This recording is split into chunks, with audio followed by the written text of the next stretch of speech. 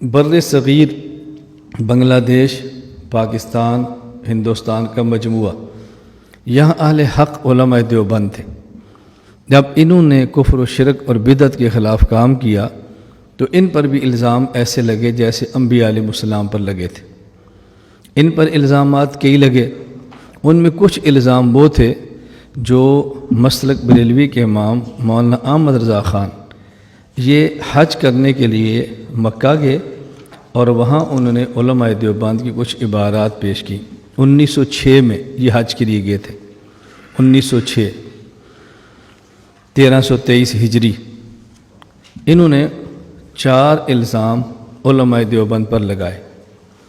پہلا الزام یہ تھا کہ مفتی رشید احمد گنگوئی رحمۃ اللہ علیہ نے فتاوی رشیدیہ میں لکھا ہے کہ اللہ تعالیٰ جھوٹ بولتے ہیں، الیاذ باللہ۔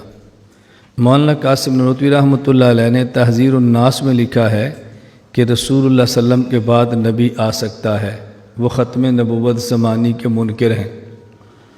حضرت مولانا خلیل احمد سہارنپوری رحمۃ اللہ علیہ نے براہین قاطعہ میں لکھا ہے کہ ابلیس کا علم رسول اللہ صلی اللہ علیہ وسلم سے زیادہ ہے۔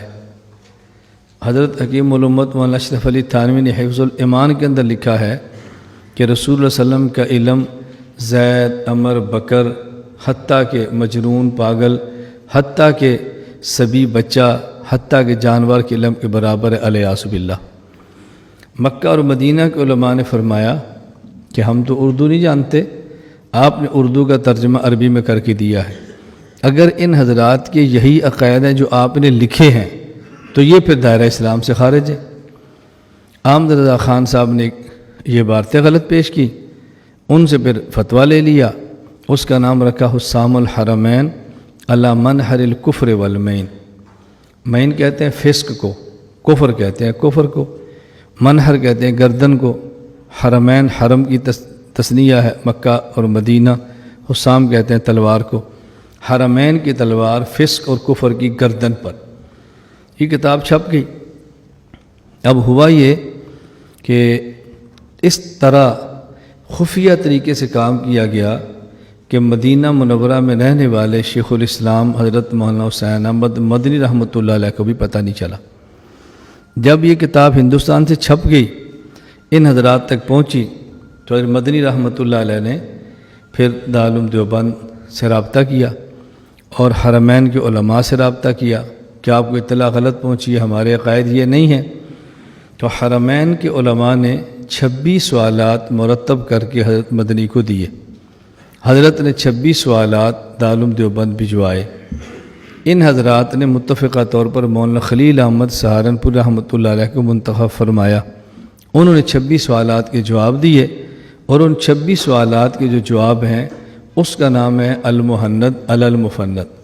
محند کہتے ہیں، مفند کہتے ہیں باطل کو، محند کہتے ہیں ہندی تلوار کو، کہ باطل پر ہندی تلوار چلی ہے۔ یہ انہوں نے جواب لکھا۔